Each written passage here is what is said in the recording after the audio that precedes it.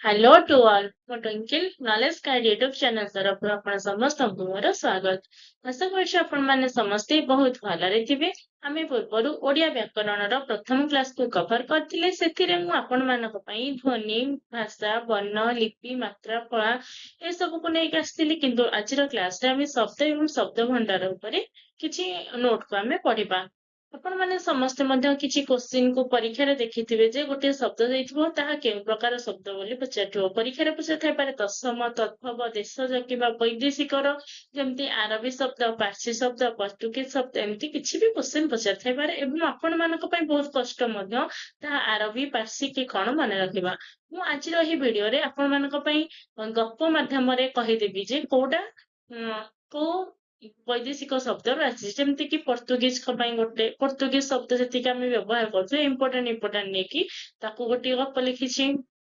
ପାର୍ସୀ ଶବ୍ଦକୁ ନେଇ ଗୋଟେ ଗପ ଲେଖିଛି। ଏମିତି କିଛି ଛୋଟ ଛୋଟ ଗପ ମାଧ୍ୟମରେ ଆମେ ସହଜରେ ମନେ ରଖିପାରିବା ଏବଂ ଆମେ ଏକ୍ଜାମରେ ଦରକାରରେ ହେଲେ ମଧ୍ୟ ତାକୁ ଆପ୍ଲାଏ କରିପାରିବା।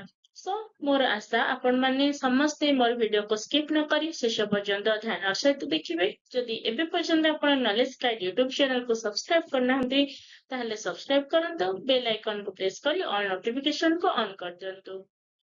ଯଦି ମୋର ଭିଡିଓ ଗୁଡ଼ିକ ଭଲ ଲାଗୁଛି ତାହେଲେ ସାଙ୍ଗମାନଙ୍କ ସହିତ ସେୟାର କରନ୍ତୁ, ବହୁତ ମାତ୍ରାରେ ଲାଇକ୍ ଏବଂ କମେଣ୍ଟ ମଧ୍ୟ ଦିଅନ୍ତୁ। ଏବେ ତାହେଲେ ଆମେ ଯିବା ଶବ୍ଦ ଉପରେ କଣ ସବୁ ନୋଟ ରହିଛି। ଏସବୁ ଆଗାମୀ ଏକ୍ଜାମ ପାଇଁ ଆପଣମାନଙ୍କ ପାଇଁ ବହୁତ ଦରକାର ଅଟେ। ସେଥିପାଇଁ ଆପଣମାନେ ଭଲସେ ମନେ ରଖିବେ। ଯଦି କିଛି ଦରକାର ହୁଏ ନୋଟ ମଧ୍ୟ ବନେଇ ପାରିବେ। ପ୍ରଥମେ ଆମେ ଦେଖିବା ଯେ ତତ୍ସମ ଶବ୍ଦ କଣ। ତତ୍ସମ ତତ୍ ଏବଂ ସମ ଦିଟା ଶବ୍ଦର ମିଶ୍ରଣରେ ହଉଛି ତତ୍ ଏବଂ ସମର ମିଶ୍ରଣରେ ଆମର ତତ୍ସମଟା ଗଠିତ। ଯାହାର ଅର୍ଥ ହଉଛି କଣ ତାହା ସହିତ ସମାନ। ତାହା ସହିତ କହିଲେ କାହା ସହିତ ସମାନ ନା ସଂସ୍କୃତ ସହିତ ସମାନ। ତା ମାନେ ଯୋଉ ଶବ୍ଦ ଗୁଡିକ ଆମର ସଂସ୍କୃତ ସହିତ ସମାନ ବା ସଂସ୍କୃତ ଶବ୍ଦ ଓଡିଆରେ ଅବିକଳ ଭାବରେ ବ୍ୟବହାର କରାଯାଉଛି ସେଗୁଡାକ ହଉଛି ଆମର ତତ୍ସମ ଶବ୍ଦ। ଯେମିତିକି ମୁଁ କିଛି ଏକ୍ଜାମ୍ପଲ ନେଇଛି ଏଠି ଅନଳ, ଅନୁଭବ, ଅଗ୍ନି, ଅକ୍ରୋଶ, ଈଶ୍ୱର, ଅକ୍ଷି, ଈଶ୍ୱର, ଋଷି, ଋତୁ, ଔଷଧ, କବି, କନ୍ୟା, ଗମନ, ଗବାକ୍ଷ, ଗ୍ରାମ, ଗୁରୁ, ଗୃହ, ଗ୍ରନ୍ଥ, ଗ୍ରହ, ଚନ୍ଦ୍ର, ଚୋର, ଛବି, ଜଳ, ଜାୟା, ଦୟା, ଦୀପ୍ତି, ଦୁଃଖ, ଧନ, ଧନୀ, ନଦୀ, ନିଦ୍ରା, ପର୍ବତ, ପକ୍ଷୀ, ପାଠ, ପିତା ଏଇ ଯେତେ ସବୁ ଶବ୍ଦ ମୁଁ ନେଇଛି ଏଇ ଶବ୍ଦ ଗୁଡିକ ଆମର ହଉଛି ସଂସ୍କୃତ ଶବ୍ଦ। କିନ୍ତୁ ଓଡିଆରେ ଆମେ ଏହି ଶବ୍ଦ ଗୁଡିକ ସଂସ୍କୃତ ଶବ୍ଦ ଗୁଡିକ ବ୍ୟବହାର କରୁଛେ। ସେଥିପାଇଁ ସଂସ୍କୃତ ସହିତ ଏଇ ଶବ୍ଦ ଗୁଡିକ ସମାନ ହୋଇଥିବାରୁ ତାହା ହଉଛି ତତ୍ସମ ଶବ୍ଦ। ଆମେ ଜାଣିଛେ କୋଉଗୁଡାକ ସଂସ୍କୃତ ଶବ୍ଦ ସବୁ ରହିଛି ଓଡିଆରେ ମଧ୍ୟ ବ୍ୟବହାର ହଉଛି। ତ ଏକ୍ଜାମ ରେ ଏମିତି କୋଶ୍ଚିନ୍ ପଚାରିଲେ ତତ୍ସମର ଯେକୌଣସି ଶବ୍ଦ ଦେଲେ ମଧ୍ୟ ଆମକୁ ସହଜ ହବ କରିବା ପାଇଁ। ନେକ୍ସଟ ତାହେଲେ ଆମେ ଯିବା ତଦ୍ଭବ ଉପରକୁ। ତଦ୍ଭବର ଅର୍ଥ କଣ ନା ତହିଁର ଉଦ୍ଭବ। ତହିଁର ଉଦ୍ଭବ କହିଲେ କଣ ଯୋଉଟା ସଂସ୍କୃତର ଉଦ୍ଭବ ହୋଇଛି ସେଟା ହଉଛି କଣ ଆମର ତଦ୍ଭବ। ତ ଅନେକ ସଂସ୍କୃତ ଶବ୍ଦ ଅଛି ଯୋଉଟା ଆମର କିଛି ରୂପାନ୍ତରିତ କରାଯାଇକି ଓଡିଆରେ ବ୍ୟବହାର କରାଯାଉଛି। ସେଇଟାକୁ ଆମେ ତଦ୍ଭବ ଶବ୍ଦ କହିବା। ତଦ୍ଭବ ଶବ୍ଦକୁ ଅପଭ୍ରଂଶ ଶବ୍ଦ ମଧ୍ୟ କୁହାଯାଇଥାଏ। ତାହେଲେ କିଛି ଏକ୍ଜାମ୍ପଲ ଦେଖିବା। ଦେଖନ୍ତୁ ଏଠି ଅଗ୍ନି ହଉଛି ମୋର ସଂସ୍କୃତ କିନ୍ତୁ ଆମେ ଓଡିଆରେ ବ୍ୟବହାର କରୁଛେ ଅଗି। ତ ଅଗ୍ନି ମତେ ଯଦି ପଚାରିଥିବ ତାହେଲେ ଆମେ ତଦ୍ଭବ ଲେଖିବା। କିନ୍ତୁ ପରୀକ୍ଷାରେ ଅଗ୍ନି ପଚାରିଛି, ଅଗ୍ନି ଆମର ସଂସ୍କୃତ ସହିତ ସମାନ। ସେଥିପାଇଁ ଆମେ ଅଗ୍ନି ଥିଲେ ତାହାକୁ ତତ୍ସମ ଶବ୍ଦ ବୋଲି କହିବା। ନେକ୍ସଟ ଯେମିତି ଦେଇଛି କର୍ଣ୍ଣ।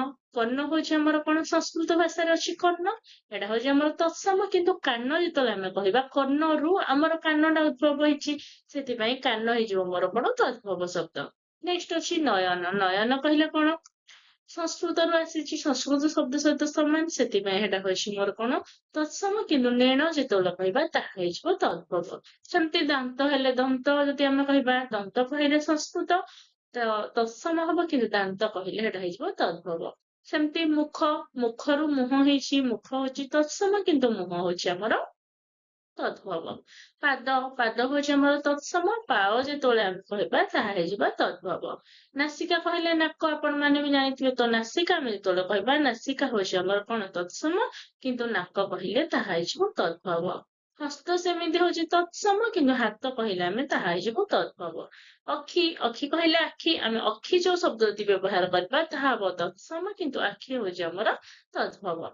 ସେମିତି କର୍ଣ୍ଣ, କର୍ଣ୍ଣ ହଉଛି ତତ୍ସମ, କାନ ହଉଛି ଆଖି, ଏ କାନ ହଉଛି ଆମର ତଦ୍ଭବ। ଜିହ୍ବା କଥା, ମୁଖ, ଦନ୍ତ ଏସବୁ ହଉଛି ଆମର ତତ୍ସମ ବା ସଂସ୍କୃତ ସହିତ ସମାନ। କିନ୍ତୁ ଆଖି, କାନ, ନାକ, ଜିଭ, ମୁହଁ, ଦାନ୍ତ ଏମିତି ବହୁତ ଶବ୍ଦ ଅଛି ଯୋଉଗୁଡାକ ଆମର ସଂସ୍କୃତ ଶବ୍ଦରୁ ଆସିଛି। ସେଗୁଡାକ ଆମେ କଣ ତଦ୍ଭବ ଶବ୍ଦ ବୋଲି କହିବା। ଏବେ ତାହେଲେ ଆମେ ଦେଶଜ ଶବ୍ଦ କଣ ଜାଣିବା। ଦେଶଜ ଶବ୍ଦ କଣ ନା, ଆମର ଅନେକ ଶବ୍ଦ ରହିଛି ଯାହା ସଂସ୍କୃତ ଭାଷାର ଉଦ୍ଭବ ହୋଇନାହିଁ, କିନ୍ତୁ କଣ ଆଦିମ କାଳରୁ ଲୋକମାନେ କଣ କରିଛନ୍ତି, ଲୋକମାନେ ସେ ଶବ୍ଦ ଗୁଡିକୁ ପ୍ରଚଳିତ କରିଛନ୍ତି। ତ ଯୋଉଟା ଆଦିମ କାଳରୁ ପ୍ରଚଳିତ ହେଇକି ଅଛି ତାହାକୁ ଆମେ ଦେଶଜ ଶବ୍ଦ କହିବା। ଯେମିତିକି ଏକ୍ସାମ୍ପଲ ଅଲରା, ଅଖାଡୁଆ, କତରା, କାକରା, କୁଟା, କୋରଡା, ଏଣ୍ଡୁରି, ଠାକୁଆ, ହଳ, ଟାପରା, ତୋରାଣୀ, ଓରା, ଝାଟୁଆ, ଖପରା, ଢେଣ୍ଡୁରା, ଫୁଟୁତୁଣୀ, ଗାଲୁ, ଛାପ, ଟଉଲ, ତେଣ୍ଡା, ତିଲ, ଘଡି, ଧଇଁସଇଁ, ପୋଇ, ନଟେଇ, ନଡା, ନିଅ, ନିକମା, ନେତ, ପଇ, ପଡା, ପାଇଟି, ପାନିଆ, ବଟୁଆ, ବରା, ବଗଡା, ବାଡି, ବେଣ୍ଟ, ଭକୁଆ, ଖଣ୍ଡୁର, ଭାଉ, ମକଚିବା, ମଲାଟ, ମସିଣା, ଲଙ୍କା, ସରୁଆ, ସଡକ, ସଢା, ହାକୁଟ, ହାଡ, ହିଡ, ହେଟା ଏଇ ଯୋଉ ଶବ୍ଦ ଗୁଡିକ ଆମର ସବୁ ପୂର୍ବରୁ କଣ ହେଇଛି ନା, ଆଦିମ କାଳରୁ ଲୋକମାନେ ସବୁ ବ୍ୟବହାର କରୁଛନ୍ତି। ସେଥିପାଇଁ ଏଇଟା ହଉଛି ଆମର ଦେଶଜ ଶବ୍ଦ। ନେକ୍ସଟ ଆମେ ଦେଖିବା ଆଉ କିଛି ଜିନିଷ ଦେଇଛି ଇମ୍ପୋର୍ଟାଣ୍ଟ। ଦ୍ରାବିଡ ଶବ୍ଦରେ କଣ କଣ ଆମେ ଯିବ, ଦେଶଜର ଏଇଗୁଡାକ ସବୁ ଅନ୍ତର୍ଭୁକ୍ତ। ଯେମିତି କି ଦ୍ରାବିଡରେ ଯିବ ଆମର ଅଡା, ଆରିସା, ଏଣ୍ଡୁରି, କାନ୍ଥ। ମନେ ରଖିବେ, ଛୋଟ ଛୋଟ ଚାରିଟା ମୁଁ ଦେଇଛି, ଇମ୍ପୋର୍ଟାଣ୍ଟ ଏକ୍ସାମ ରେ ମଧ୍ୟ ଆସିବ। ସେମିତି ଆଦିବାସୀ ଶବ୍ଦରେ ଆମର କଣ ଯିବ, ଅମାର, ଅଟେଇ, ଆଣ୍ଠୁ, କୋଡି। ଏଇ ଚାରିଟା ହଉଛି ଆମର ଆଦିବାସୀ। ତାମିଲ ଶବ୍ଦରେ କଳେଇ, ଚିତଉ, ନୂଆ, ପିଲା ଏସବୁ ହଉଛି ତାମିଲ ଶବ୍ଦ। ମାଲାୟାଲମରେ କଣ ଯିବ, ବାଡି, ବିଲ, ପୋଚ, ଏଇ ତିନିଟା ହଉଛି ମାଲାୟାଲମ। ତେଲୁଗୁ ଶବ୍ଦ ସେମିତି ଅଝଟ, ଚୁନି, ଚୁଟିଆ, ତାଳ ଏଗୁଡାକ ହଉଛି ସାନ୍ତାଳ ଶବ୍ଦ। ସଉରା ସେମିତି କୁଣ୍ଡେଇ, ପେଣ୍ଟି, ପେଣ୍ଟ ଏଇ ସବୁ ହେଇଯିବ ଆମର ସୌର ଶବ୍ଦ। ତାପରେ ମୁଣ୍ଡା ଶବ୍ଦରେ କଣ କଣ, ଓରା, ପୋଡି, ମୋଟୋ, ଏଇ ତିନିଟା ହଉଛି ମୋର ମୁଣ୍ଡା ଶବ୍ଦ। ହୋ ଶବ୍ଦ ସେମିତି ଗେଣ୍ଡା, ବୋକା, ଖଡା ଏସବୁ ହଉଛି ହୋ ଶବ୍ଦ। ଶବର ଶବ୍ଦରେ ତାଟିଆ ଏବଂ ତଢେଇ। କନ୍ଧ ଶବ୍ଦ ସେମିତି ଆଳୁ, କୋବି ଏସବୁ ହଉଛି କଣ ଗୋଟେ ଆମର ଯୋଉ ପୁରାତନରୁ ଆମର ରହିଛି ଦେଶଜ ଶବ୍ଦ। ଦେଶଜରେ ଏସବୁ ଆମର ଆସିବ। ସାନ୍ତାଳ, ସଉରା ଏରା ଗୋଟେ ଜାତିର ଲୋକମାନେ ସବୁ କହିଛନ୍ତି। ଶବର, କନ୍ଧ, ତ ଏଗୁଡାକ ହଉଛି ଆମର ଦେଶଜ ଶବ୍ଦର ଉଦାହରଣ। ନେକ୍ସଟ ଆମେ ଯିବା ମୋଷ୍ଟ ଇମ୍ପୋର୍ଟାଣ୍ଟ ଆମର ବୈଦେଶିକ ଶବ୍ଦ, ଯୋଉଗୁଡାକ ସବୁ ପରୀକ୍ଷାରେ 2 ରୁ 3ଟି କ୍ୱେଶ୍ଚିନ୍ ମଧ୍ୟ ପଡୁଛି। ଆପଣ ସିଟି ଦିଅନ୍ତୁ, ବିଡି ଦିଅନ୍ତୁ, ଓଏସଏସସି ର ହଉ କିମ୍ବା ଓଟିପିଏସସି ର ହଉ, ଯେକୌଣସି ଏକ୍ସାମ ରେ ଆମର ଆସୁଛି କଣ, ପ୍ରାୟତଃ ବୈଦେଶିକ ଶବ୍ଦରୁ ପକଉଛି କିମ୍ବା ଏଇ ଦ୍ରାବିଡ, ଆଦିବାସୀ, ସୌର ଶବ୍ଦ ଏଇ ସବୁରୁ ହିଁ କ୍ୱେଶ୍ଚିନ୍ ଆମର ଆସୁଛି। ତାହେଲେ ଆମେ ବୈଦେଶିକ ଶବ୍ଦକୁ ଗପ ମାଧ୍ୟମରେ ମନେ ରଖିବା। ବୈଦେଶିକ ଶବ୍ଦରେ କଣ ଆମେ ପଢିବା, କଣ ହେଟା, ଯୋଉ ଶବ୍ଦ ଗୁଡିକ ବିଦେଶୀ ଭାଷାରୁ ଓଡିଆ ଭାଷାରେ ପ୍ରବେଶ କରିଛି ସେଗୁଡିକୁ ଆମେ ବୈଦେଶିକ ଶବ୍ଦ କହିବା। ତ ଯୋଉଟା ଆମର ବିଦେଶରୁ ଆସିଛି ତାହା ହଉଛି ବୈଦେଶିକ। ତ ଯୋଉ ଭାଷା ଗୁଡିକ ଆମର ଯୋଉ ଶବ୍ଦ ଗୁଡିକ ବିଦେଶୀ ଭାଷାରୁ ଆସି ଆମ ଓଡିଆରେ ପ୍ରବେଶ କରିଛି ତାହାକୁ ଆମେ ବୈଦେଶିକ ଶବ୍ଦ ବୋଲି କହିବା। ଯେମିତି କି ଆମେ କଣ କଣ ବୈଦେଶିକ ଶବ୍ଦ କଥା ପଢିବା, ଆରବୀ ପଢିବା, ପାର୍ସୀ ପଢିବା, ଇଂରାଜୀ ପଢିବା, ପର୍ତ୍ତୁଗୀଜ ପଢିବା, ଫରାସୀ ପଢିବା। ଏସବୁ ହଉଛି ଆମର ଗୋଟିଏ ବୈଦେଶିକ ଶବ୍ଦ। ତ ପ୍ରଥମେ ଆମେ ଦେଖିବା ଆରବୀ ଶବ୍ଦକୁ କେମିତି ମୁଁ ସହଜରେ ମନେ ରଖେଇ ପାରୁଛି। ତ ଗୋଟିଏ ଗପଟିଏ ମୁଁ ଆପଣମାନଙ୍କ ପାଇଁ ଲେଖିଛି। ବହୁତ ମଜାଦାର ଗପ, ସେମିତି କିଛି ନାହିଁ, ମାନେ କିଛି ମିନିଂ ନାହିଁ, କିନ୍ତୁ ଗପଟା ସହଜରେ ମନେ ରହିପାରିବ। ୱାର୍ଡ ଗୁଡିକ ଆମକୁ ମନେ ରଖିବାର ଅଛି। ତ ଗପଟା ଶୁଣନ୍ତୁ। ତ ଗପଟି ମୋର ହୋଇଛି, ତହସିଲଦାର ସାହେବ ଜମିଦାରଙ୍କୁ ଧରି ଘୋଡା ସବାରିରେ ଆରବ ଦେଶର ଭ୍ରମଣରେ ବାହାରିଲେ। ତ ତହସିଲଦାର ସାହେବ କଣ କହିଛନ୍ତି, ଜମିଦାରକୁ ଧରିକି ଘୋଡା ସବାରିରେ ସେ ଯାଇଛନ୍ତି ଆରବ ଦେଶର ଭ୍ରମଣରେ। ସାବୁନ, ଆଇନା, ବହି ଆଦି ନିତ୍ୟ ସରଞ୍ଜାମ, ଏସବୁ ନିତ୍ୟ ସରଞ୍ଜାମ ଜିନିଷ, ନିତ୍ୟ ସରଞ୍ଜାମ ଦୋକାନରୁ ସିନ୍ଧୁକରେ ସେ ଭରି କରି ସହର ଇଲାକା ଛାଡ଼ି ମୌସମୀ ହାୱାର ଖରା ପ୍ରବାହକୁ ଖାତିର ନ କରି ମାଡ଼ି ଚାଲିଲେ। ତ ତହସିଲଦାର ସାହେବ ଯୋଉ ଯାଇଛନ୍ତି ସେ ନିତ୍ୟ ସରଞ୍ଜାମ ଜିନିଷ କଣ କଣ ନେଇଛନ୍ତି? ସାବୁନ, ଆଇନା, ବହି। ପୁଣି କୋଉଥିରେ? ସିନ୍ଧୁକରେ ଭରି କରିକି ସହର ଇଲାକା ଛାଡିକି ମୌସୁମୀ ହାୱାର ଖରା ପ୍ରବାହକୁ ଖାତିର ନ କରିକିନା ଆଗକୁ ମାଡ଼ି ଚାଲିଛନ୍ତି। ଅଚାନକ ହଠାତ୍ କଣ ହେଲା? ଅଚାନକ ମାମଲା ବିଗିଡି ଗଲା। ଫୌଜର କିଛି ଯବାନ ସେମାନଙ୍କୁ ଜେଲ ଫେରନ୍ତା କଏଦୀ ଭାବି ତଲାସ କରି ମୁସ୍କିଲ ବଢାଇଲେ। ଇଏ ଯେତେବେଳେ ଯାଇଛନ୍ତି ତାଙ୍କୁ କଣ ନା ଜେଲ ଫେରନ୍ତା ଫୌଜର କିଛି ଯବାନ କଣ ଭାବିଛନ୍ତି ଇଏ ଜେଲ ଫେରନ୍ତା କଏଦୀ। ସେଥିପାଇଁ ତାଙ୍କୁ ତଲାସ କରିକି ମୁସ୍କିଲ ବଢାଇଲେ। ନାରାଜ, ନାଚାର, ଦଫାଦାର, ଅମିନ, ତହସିଲଦାର ସେମାନଙ୍କର ଏପରି ହଇରାଣ କରିବାକୁ ସହଜରେ ହଜମ କରିପାରିଲେ ନାହିଁ ଏବଂ ଅଦାଲତରେ ଏତଲା ଦେଲେ। ମସଲା ଧୀରେ ଧୀରେ ଜଟିଳ ହେବାରୁ ତମାମ ତର୍ଜନା ପରେ ଯବାନମାନେ ଜବାବ କରି ଜାମିନ ପାଇଁ ଆବେଦନ କଲେ। ଯବାନଙ୍କର ଅର୍ଜି ନାମଞ୍ଜୁର ହେବାରୁ ସେମାନେ ଅକଲରେ ଅସୁଲ କରି ଦୋକାନରୁ ସର୍ବତ ମଗାଇଲେ ଏବଂ ହାକିମକୁ ପିଆଇ ମାମଲାକୁ ଖତମ କଲେ। ତାହେଲେ ଗପଟା ବହୁତ ଛୋଟ ଥିଲା, ସରଳ ଥିଲା, ସହଜରେ ଜାଣି ମଧ୍ୟ ହେଲା। ତ ତହସିଲଦାର ସାହେବ କଣ କହିଛନ୍ତି? ଜମିଦାରକୁ ଧରିକି ବଡ ସଭାରେ ଆରବ ଦେଶର ଭ୍ରମଣରେ ବାହାରିଛନ୍ତି।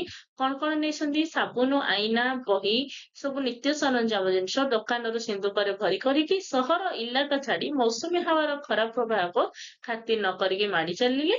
ତାପରେ ମାମଲା ବିଗିଡି ଗଲା। ଫୌଜର କିଛି ଯବାନ କଣ ଭାବିଲେ ନା ସେମାନେ ହେଉଛନ୍ତି ଜେଲ ଫେରନ୍ତା କଏଦୀ। ସେଇଟା ଭାବିକି ତଲାସ କରି ମୁସ୍କିଲକୁ ବଢେଇଲେ। ତାପରେ ନାରାଜ, ନାଚାର, ଦଫାଦାର, ଅମିନ, ତହସିଲଦାର ଏସବୁ ସେମାନଙ୍କର ହଇରାଣକୁ ହଜମ କରିପାରିଲେ ନାହିଁ। ସେଥିପାଇଁ ଅଦାଲତରେ ଏତଲା ଦେଲେ। ମସଲା ଧୀରେ ଧୀରେ ଜଟିଳ ହେବାରୁ ତମାମ ମାନେ ବହୁତ ବା ତମାମ ତର୍ଜନା ପରେ ଯବାନ ମାନେ ଜବାବ କରି ଜାମିନ କରି ପୁଣି ଆବେଦନ କଲେ। ଯବାନଙ୍କର ଅର୍ଜି ନାମଞ୍ଜୁର ହେବାରୁ ସେମାନେ ଅକଲରେ ଅସୁଲ କରି ଦୋକାନରୁ ସର୍ବତ ମଗାଇଲେ ଆଉ ହାକିମକୁ ପିଆଇ ମାମଲା ଖତମ କଲେ। ଗପଟା ତାହେଲେ ଜାଣି ହେଲା। ଦେଖିବା ତାହେଲେ ଏଥିରେ ଆମର କଣ କଣ ସବୁ ଆରବୀ ଶବ୍ଦ ରହିଛି। ଆରବ ଯୋଉ ଦେଶ ଲେଖା ହେଇଛି ସହଜରେ ମନେ ରଖିବା ପାଇଁ ଆରବ ଦେଶ କରାହେଇଛି କାରଣ ଆରବୀରୁ ଆମର ଆରବ ଦେଶର ଭ୍ରମଣ କଥା ଆସିଛି। ତ ଏଠି କଣ କଣ ମୋର ବ୍ୟବହାର ହେଇଛି ଆରବୀ ଶବ୍ଦ? ଗୋଟେ ହଉଛି ତହସିଲଦାର, ଆଉ ଗୋଟେ ହଉଛି ସାହେବ, ଆଉ ଗୋଟେ ହଉଛି ଜମିଦାର, ଆଉ ଗୋଟେ ହଉଛି ସବାରି, ତାପରେ ଅଛି ସାବୁନ, ଆଇନା, ବହି, ସରଞ୍ଜାମ, ସିନ୍ଦୁକ, ସହର, ଇଲାକା, ମୌସୁମୀ, ହାୱା, ଖାତିର, ଅଚାନକ, ମାମଲା, ଫୌଜ, ତାପରେ ଏଠି ରହିଲା ଆମର ଯବାନ, କଏଦୀ, ତଲାସ ଏସବୁ ହଉଛି ଆମର ଆରବୀ ଶବ୍ଦ। କେତେ ସହଜରେ ମନେ ରହିବ? ମୁସ୍କିଲ, ନାରାଜ, ନାଚାର, ଦଫାଦାର, ଅମିନ, ତହସିଲଦାର, ହଇରାଣ, ହଜମ, ଅଦାଲତ, ଏତଲା, ମସଲା,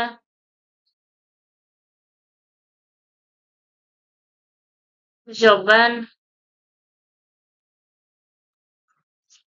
ଜାମିନି,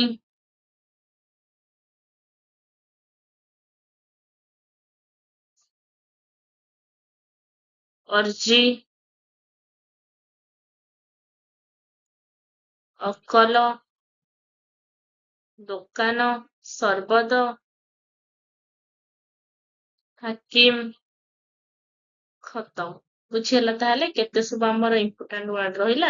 ତହସିଲଦାର, ସାହେବ, ଜମିଦାର, ସବାରି, ଆରବ, ସାବୁନ, ଆଇନା, ବହି, ସରଞ୍ଜାମ, ସିନ୍ଦୁକ, ସହର, ଇଲାକା, ମୌସୁମୀ, ହାୱା, ଖାତିର, ଅଚାନକ, ମାମଲା, ଫୌଜ, ଯବାନ, କଏଦୀ, ତଲାସ, ମୁସ୍କିଲ, ତହସିଲଦାର, ଅମିନ, ଦଫାଦାର, ନାଚାର, ନାରାଜ, ହଜମ, ଅଦାଲତ, ଏତଲା, ମସଲା, ଜବାନ, ଜାମିନି, ଅକଲ, ଦୋକାନ, ସର୍ବତ, ଖତମ ଏସବୁ ହଉଛି ଆମର ଇମ୍ପୋର୍ଟାଣ୍ଟ ଆରବୀ ଶବ୍ଦ। ଆପଣ ସହଜରେ ଗପଟିକୁ ଲେଖିକି ମଧ୍ୟ କିମ୍ବା ସ୍କ୍ରିନଶଟ ରଖିକି ମଧ୍ୟ ସହଜରେ ଆଉ ଥରେ ଦିଥର ପ୍ରାକ୍ଟିସ କରିଦେଲେ ଆମର ଏତିକି ଭିତରୁ ହିଁ ଆରବୀ ଶବ୍ଦ ସବୁ ପଡିବ ଏକ୍ସାମ ରେ ଏବଂ ଆପଣ ପୁରା କ୍ଲିଅରରେ କରିପାରିବେ।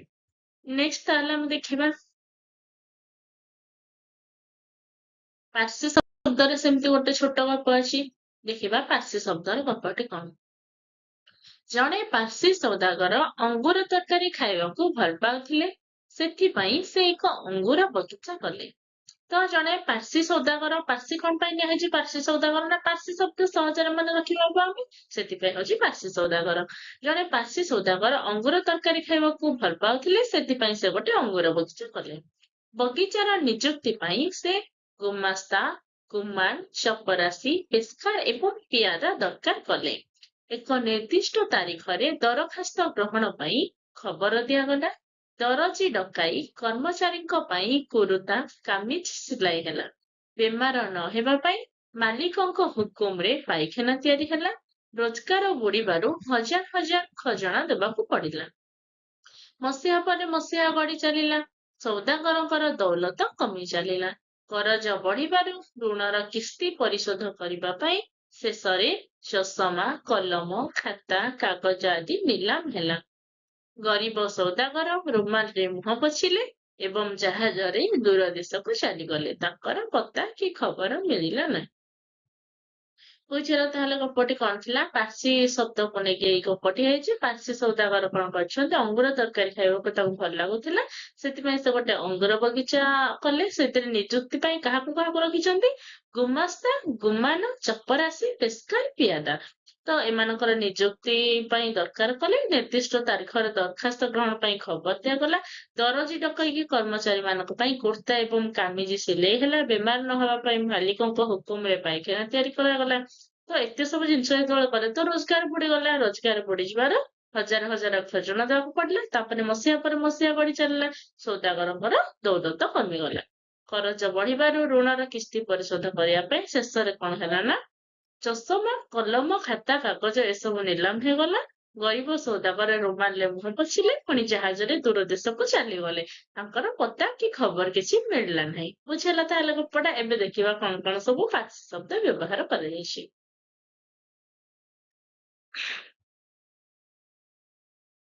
ତ ପାର୍ସୀ ସୌଦାଗର ଏଇଟା କଣ ପାଇଁ ହେଇଛି? ପାର୍ସୀକୁ ମନେ ରଖିବା ପାଇଁ ଆମର ପାର୍ସୀ ସୌଦାଗର ନିଆଯାଇଛି। ତ ଦେଖିବା କଣ କଣ ସବୁ ପାର୍ସୀ ଶବ୍ଦ ଅଛି। ପ୍ରଥମ ରହିଲା ଆମର କଣ ସୌଦାଗର, ତାପରେ ଅଛି ଅଙ୍ଗୁର, ତାପରେ ଅଛି ତରକାରୀ। ଏସବୁ ହଉଛି ଗୋଟେ ଗୋଟେ ପାର୍ସୀ ଶବ୍ଦ। ତାପରେ ସେ କାହାକୁ କାହାକୁ ନିଯୁକ୍ତି ଦେଇଛନ୍ତି? ଗୁମାସ୍ତା, ଗୁମାନ, ଚପରାସୀ, ପେସ୍କାର, ପିଆଦା। ଏସବୁ ହଉଛି ଗୋଟିଏ ଗୋଟିଏ ପାର୍ସୀ ଶବ୍ଦ। ତାପରେ ଆଉ କଣ ରହିଲା ଏଠି? ତାରିଖ ଗୋଟିଏ ପାର୍ସୀ ଶବ୍ଦ ହବ। ଦରଖାସ୍ତ, ଦରଜୀ, କୁରୁତା, କାମିଜ,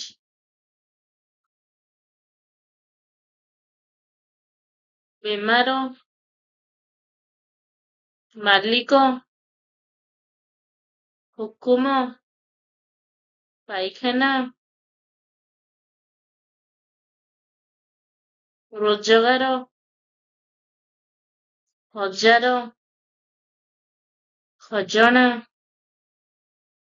ମସିହା, ଦୌଲତ,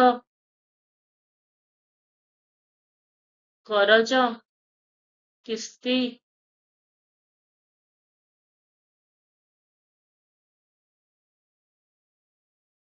ଚଷମା, କଲମ, ଖାତା, କାଗଜ,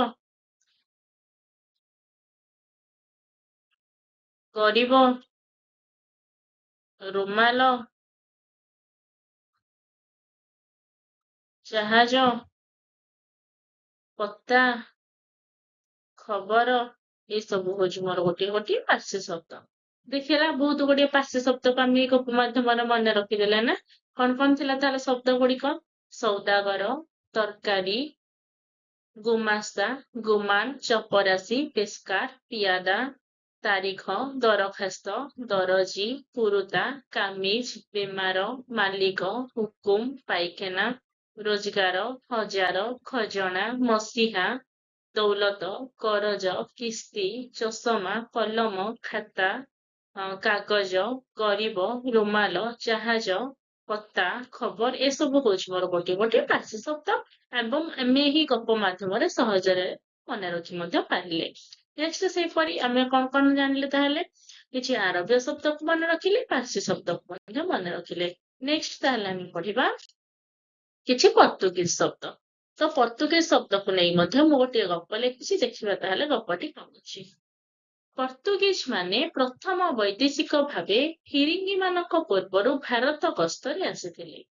ଚାବି ଲଗା ଇସ୍ପାତ ଆଲମାରିରେ ବୋତାମ ଏବଂ ଫିତା ଲଗା ଇସ୍ତ୍ରି ଦିଆ କାମିଜ ଓ ସାୟା ଆଣିଥିଲେ। ଭାରତକୁ କାଜୁ, ଆତ, ପପେୟା, କୋବି, ଆଚାର, କଫି ଇତ୍ୟାଦି ଆଣିବାରେ ସେମାନେ ପ୍ରଥମ ଥିଲେ। ଧର୍ମ ପ୍ରଚାର ପାଇଁ ସେମାନେ ଗିର୍ଜାରେ ପାଦ୍ରୀମାନଙ୍କୁ ନିଯୁକ୍ତ କରିଥିଲେ। ବ୍ୟବସାୟରେ ପ୍ରତିଦ୍ୱନ୍ଦିତା ନଥିବାରୁ ପିସ୍ତଲ କିମ୍ବା ବୋମାର ଆବଶ୍ୟକତା ନଥିଲା।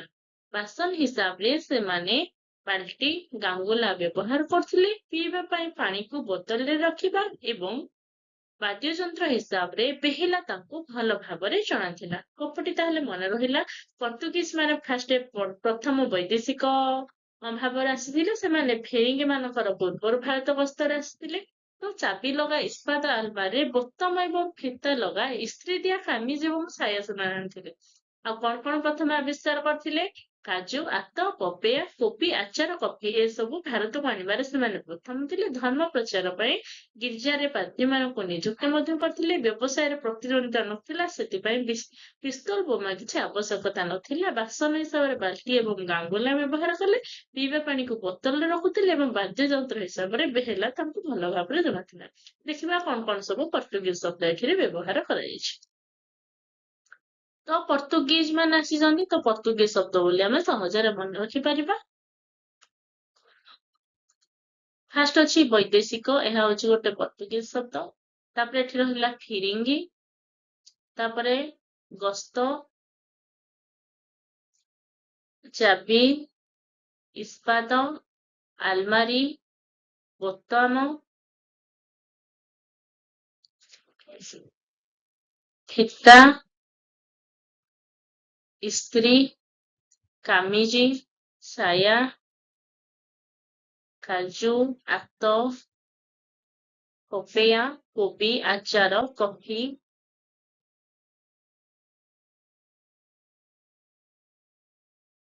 ଗିର୍ଜା, ପାଦ୍ରୀ, ପିସ୍ତଲ, ବୋମା, ବାସନ, ବାଲ୍ଟି, ଗାଙ୍ଗୁଲା, ବୋତଲ, ବେହେଲା ଏସବୁ ହଉଛି ଗୋଟେ ପର୍ତ୍ତୁଗୀଜ ଶବ୍ଦ। ତାହେଲେ ଆଉଥରେ ଆମେ ଓଭରଲୋକ କରିଦବା କଣ ଥିଲେ। ବୈଦେଶିକ, ଫିରିଙ୍ଗି, ଗସ୍ତ, ଚାବି, ଇସ୍ପାତ, ଆଲମାରି, ବୋତାମ, ଫିତା, ଇସ୍ତ୍ରୀ, କାମିଜ, ସାୟା, କାଜୁ, ଆତ, ପପେୟା, କୋବି, ଆଚାର, କଫି, ଗିର୍ଜା, ପାଦ୍ରୀ, ପିସ୍ତଲ, ବୋମା, ବାସନ, ବାଲ୍ଟି, ଗାଙ୍ଗୁଲା, ବୋତଲ, ବେହେଲା ଏସବୁ ହଉଛି ଗୋଟେ ପର୍ତ୍ତୁଗୀଜ ଶବ୍ଦ। ତ ଆମେ ଭଲ ଭାବରେ ଏହାକୁ ମନେ ମଧ୍ୟ ରଖିପାରିଲେ, ସହଜରେ ମଧ୍ୟ ମନେ ରଖିପାରିଲେ। ନେକ୍ସଟ ତାହେଲେ ଆମେ ଦେଖିବା ତୁର୍କୀ ଶବ୍ଦକୁ ନେଇକି କଣ ଗପଟି ମୋର ରହିଛି। ତୁର୍କୀ ମାନେ ନିଜକୁ ବାହାଦୁର ଓ ଚାଲାକ ଭାବୁଥିଲେ। ଚକମକି ଗାଲିଚା ବିଛାଇ ବେଗମକୁ ସ୍ୱାଗତ କରି ହତ୍ୟା କରିବା ପାଇଁ ଯୋଜନା କଲେ। ବେଗମ କଣ ଆପଣମାନେ ମଧ୍ୟ ଜାଣିଥିବେ। ଚାକୁ, ତୋପ, ବନ୍ଧୁକ, ବାରୁଦ ଆଦିକୁ ବୁକୁଚାରେ ବାନ୍ଧି କୁଲି ହାତରେ ପଠାଇଲେ। ସାଧା କୁର୍ତ୍ତା ପିନ୍ଧି ଦାରୋଗା ସାହେବ ସୁରାକ ପାଇ କଇଁଚିରେ ବୁକୁଚାକୁ କାଟି ସତ୍ୟ ଜାଣିଲେ ଏବଂ କୁଲିକୁ କାବୁ କଲେ। ବୁଝିଲା ଏଥିରେ କଣ ତୁର୍କୀ ଶବ୍ଦ ବ୍ୟବହାର ହେଇଛି ଦେଖିବା ତାହେଲେ ଆମେ। ତୁର୍କୀ ମାନେ ତ ତୁର୍କୀ ଶବ୍ଦ ବୋଲି ଆମେ ଜାଣିବା ପାଇଁ ତୁର୍କୀ ମାନେ ବ୍ୟବହାର କରିଛି। ଏଇଟା ଅଛି ବାହାଦୁର। ବାହାଦୁର ହଉଛି ଗୋଟେ ତୁର୍କୀ ଶବ୍ଦ। ତାପରେ ଚକମକି, ଆଉ ଗୋଟେ ଅଛି କଣ ଗାଲିଚା, ବେଗମ,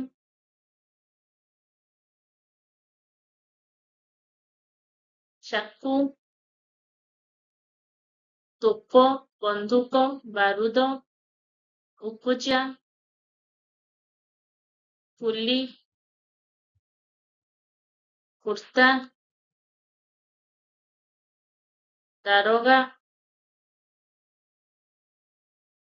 ସୁରାକ, କଇଁଚି, ଉକୁଜା, କୁଲି ଏସବୁ ହଉଛି ଗୋଟିଏ ଗୋଟିଏ ତୁର୍କି ଶବ୍ଦ। ଗପଟି ମଧ୍ୟ ଆପଣ ମାନଙ୍କର ସହଜରେ ମନେ ରହିଥିବ। ତୁର୍କି ମାନେ କଣ କରିଛନ୍ତି ନିଜକୁ ବାହାଦୁର ଏବଂ ଚାଲାକ ଭାବୁଥିଲେ। ଚକମକି ଗାଲିଚା ବିଛାଇ ବେଗମକୁ ସ୍ୱାଗତ କରି ହତ୍ୟା କରିବା ପାଇଁ ଯୋଜନା କଲେ। ଚାକୁ, ତୋପ, ବନ୍ଧୁକ, ବାରୁଦ ଆଦିକୁ ବୁକୁଜାରେ ବାନ୍ଧି କୁଲି ହାତରେ ପଠାଇଲେ। ସାଧା କୁର୍ତ୍ତା ପିନ୍ଧି ଦାରୋଗା ସାହେବ ସୁରାକ ପାଇ କଇଁଚିରେ ବୁକୁଚାକୁ କାଟି ସତ୍ୟ ଜାଣିଲେ ଏବଂ କୁଲିକୁ କାବୁ କଲେ। କଣ ଥିଲା ଆମର ତୁର୍କି ଶବ୍ଦ? ତୁର୍କି ଶବ୍ଦ କଣ ଥିଲା ନା ବାହାଦୁର, ଚକମକି, ଗାଲିଚା, ବେଗମ, ଚାକୁ, ତୋପ, ବନ୍ଧୁକ, ବାରୁଦ, ଉକୁଚା, କୁଲି, କୁର୍ତ୍ତା, ଦାରୋଗା, ସୁରାକ ଏସବୁ ହଉଛି ଗୋଟେ ଗୋଟେ ଆମର ତୁର୍କି ଶବ୍ଦ। ଏତିକି ତାହେଲେ ଆମର ଭିଡ ପାଠ ସରିଗଲା। ଭିଡ ନୁହଁ ମାନେ ଗପ ମାଧ୍ୟମରେ ମନେ ରଖିବାର ପାଠ ସରିଗଲା। ପର୍ତ୍ତୁଗିଜ, ତୁର୍କି, ଆରବୀ ଆଉ ଗୋଟେ ଥିଲା ଆମେ କଣ ପଢିଲେ ନା ପର୍ତ୍ତୁଗିଜ, ତୁର୍କି, ଆରବୀ ଆଉ ଗୋଟେ ଆମେ ପଢିଥିଲେ ପାର୍ସି ଶବ୍ଦ। ଏବେ ତାହେଲେ କଣ ଅଛି ଦେଖିବା ନେକ୍ସଟ। ଇଂରାଜୀ ଶବ୍ଦ ଆପଣ ମାନେ ସହଜରେ ବହୁତ ସହଜରେ ମଧ୍ୟ ମନେ ଜାଣିପାରିବେ। ଯେକୌଣସି ଶବ୍ଦ ଗୁଡିକ ଆମେ ଇଂଲିଶ ର ଓଡିଆରେ ବ୍ୟବହାର କରୁଛେ ନର୍ମାଲ କଥାରେ ସେଗୁଡାକ ହଉଛି ଆମର ସବୁ ଇଂରାଜୀ ଶବ୍ଦ। ଯେମିତି କି ମୁଁ କିଛି ଏକ୍ସାମ୍ପଲ ନେଇଛି ଅଡିଟ, ଅର୍ଡରଲି, ଅଫିସନ, appeal, engine, engineer, income, inspector, acid, college, cup, company, compounder, car, court, clock, club, class, card, canal, glass, chair, tyre, time, town, table, ticket, TV, dozen, degree, theatre, nurse, notice, number, pipe, powder, polish, park, paper, pen, post office, police, press, pin, pencil, peon, press ଏମିତି ଅସଂଖ୍ୟ ଶବ୍ଦ ଅଛି ଯାହାକୁ ଆମେ ଇଂରାଜୀ ଶବ୍ଦ ଓଡିଆରେ ମଧ୍ୟ ବ୍ୟବହାର କରୁଛେ। ସେଗୁଡାକ ହଉଛି ଆମର ସବୁ ଇଂରାଜୀ ଭାଷାରୁ ଆସିଛି। ଏଠି କିଛି ମୁଁ ଲେଖିଛି ଓଲନ୍ଦାଜ ଶବ୍ଦରେ ସେମିତି କଣ ଯିବ ପ୍ୟାରିସ, ଲଣ୍ଡନ, ବ୍ରାଣ୍ଡି। ଜର୍ମାନରୁ କଣ ଆସିଛି କିଣ୍ଡର ଗାର୍ଡନ, ୟା। ଆଉ ଡ୍ୟାନିଶ ର ହଉଛି ଆମର ସିଷ୍ଟର। ସ୍ୱାଭିକ ଶବ୍ଦ କଣ ବର୍ଲିନ। ଇଟାଲିଆନ ରୁ କଣ ଆସିଛି ସୋଡା ଏବଂ ପତ୍ର। ସ୍ପେନୀୟ ଶବ୍ଦ ସେମିତି କର୍କ, ଚେରି। ଜାପାନୀର ହିରୋସୀମା, ରିକ୍ସା। ଚାଇନିଜ ର ସେମିତି ଚିନି, ଚା ଏସବୁ ହଉଛି ଆମର ଚାଇନିଜ ଶବ୍ଦ। ତିବ୍ଦତୀୟରୁ କଣ ଆସିଛି ଲାମା, ଲୁଙ୍ଗି ଏସବୁ ହଉଛି ତିବ୍ଦତୀୟ ଶବ୍ଦ। ରୁଷୀୟ ଶବ୍ଦ ସେମିତି ସୋଭିଏତ, ସ୍ପୁଟନିକ ଏସବୁ ହଉଛି ରୁଷୀୟ। ମିଶରର ସେମିତି ମିଶ୍ରି, ମାସ୍ତାଜା ଏସବୁ ହଉଛି ଗୋଟେ ଗୋଟେ କଣ ଶବ୍ଦ ମାନେ ବୈଦେଶିକ ଶବ୍ଦ। ନେକ୍ସଟ ଆମେ ତାହେଲେ ଦେଖିବା କିଛି ଯୁଗ୍ମ ଶବ୍ଦ ମୁଁ ରଖିଛି। ପ୍ରଥମେ ଆମେ ପଢିବା ମୌଳିକ ଶବ୍ଦ କଣ, ବ୍ୟୁତ୍ପନ୍ନ ଶବ୍ଦ କଣ, ତାପରେ ଯୁଗ୍ମ ଶବ୍ଦ ଆଡକୁ ଯିବା। ମୌଳିକ ଶବ୍ଦ କଣ ନା ଯୋଉ ଶବ୍ଦରୁ ଗୋଟିଏ ହେଲେ ଅକ୍ଷର କାଟି ହୁଏ ନାହିଁ ସେଇଟା ହେଇଯିବ ଆମର ମୌଳିକ ଶବ୍ଦ। ତାମାନେ ଯେତେବେଳେ ଆମେ ଗୋଟିଏ ଶବ୍ଦର ଗୋଟିଏ ଅକ୍ଷରକୁ କାଟିଦବା ତାର ଅଙ୍ଗ ହାନି ହବା ସଙ୍ଗେ ସଙ୍ଗେ ସେ କିଛି ଅର୍ଥକୁ ପ୍ରକାଶ କରିବ ନାହିଁ। ଯେମିତିକି ଏକ୍ସାମ୍ପଲ ମୁଁ ଦେଇଛି ନଡିଆ। ନଡିଆରୁ ମୁଁ ଯଦି ଏଇ ଆ କୁ କାଟିଦେବି ମୋର କଣ ରହିଲା ନଡି ରହିଲା। ନଡି ରହିଲେ କିଛି ଅର୍ଥ ପ୍ରକାଶ କରୁଛି କି କରୁନି। ସେମିତି ହଡାରୁ ହ କାଟିଦେବି ତାହେଲେ ଡା ରହିବ ତାର କିଛି ଅର୍ଥ ରହୁଛି କି ରହୁନି। ଘରରୁ ସେମିତି ଘ କାଟିଦେବି କିମ୍ବା ର ଯେକୌଣସି ଗୋଟେ କାଟିଦେଲି ଘ ରହିଲା କିମ୍ବା ର ରହିଲା। ତ ଘ କହିଲେ କିଛି ବୁଝା ଯାଉଛି କି କିଛି ଶବ୍ଦ ବୁଝା ଯାଉନି। ର କହିଲେ ବି କିଛି ଶବ୍ଦ ବୁଝା ଯାଉନି। ତ ଆମେ କଣ ଏଥିରୁ ଜାଣିଲେ ନା କୌଣସି ଏକ ଶବ୍ଦରୁ ଯେତେବେଳେ ଆମେ ଗୋଟିଏ ଅକ୍ଷରକୁ କାଟିଦେଲେ ତାହାର ଅଙ୍ଗ ହାନି ହେଇଥାଏ କିମ୍ବା ସେ କିଛି ଅର୍ଥ ପ୍ରକାଶ କରେ ନାହିଁ ତାହାକୁ ଆମେ ମୌଳିକ ଶବ୍ଦ ବୋଲି କହିବା। ବୁଝିଗଲା ତାହେଲେ ମୌଳିକ ଶବ୍ଦ କଣ। ନେକ୍ସଟ ଆମେ ପଢିବା ବ୍ୟୁତ୍ପନ୍ନ ଶବ୍ଦ କଣ। ମୂଳ ଶବ୍ଦର ପୂର୍ବରୁ ବା ପରେ ଆଉ ଏକ ରୂପ ସେ ପ୍ରତ୍ୟୟ ହଉ ବା ଉପସର୍ଗ ହଉ ସଂଯୋଗ କରି ନୂତନ ଶବ୍ଦ ଗଠନ କରାଗଲେ ତାକୁ ଆମେ କଣ କହିବା ବ୍ୟୁତ୍ପନ୍ନ ଶବ୍ଦ କହିବା।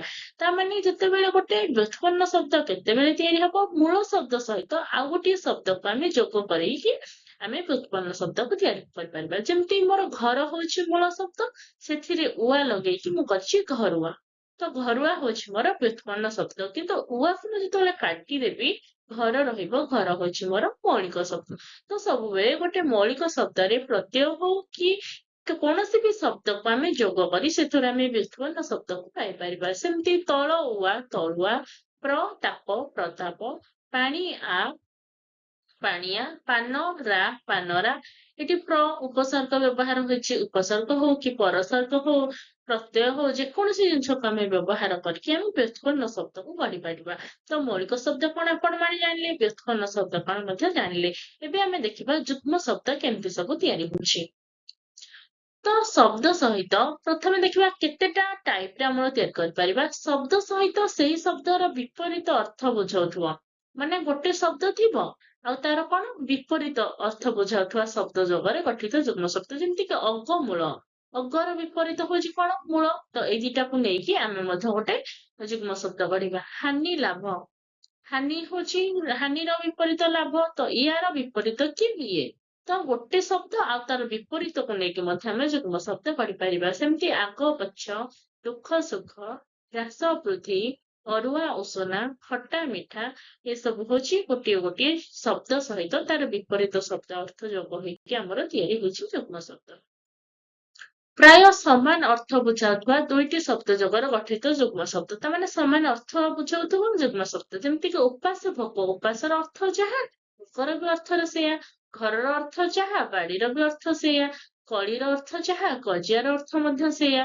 କଣାର ଅର୍ଥ ଯାହା ପୂଜାର ଅର୍ଥ ପ୍ରାୟ ସମାନ। ଘରର ଅର୍ଥ ଦୁଆର ସହିତ ପ୍ରାୟ ସମାନ। ଡର ଯାହା ଭୟ ବି ସେଇଆ। ଲିପା ଯାହା ପୋଛା ବି ସେଇଆ।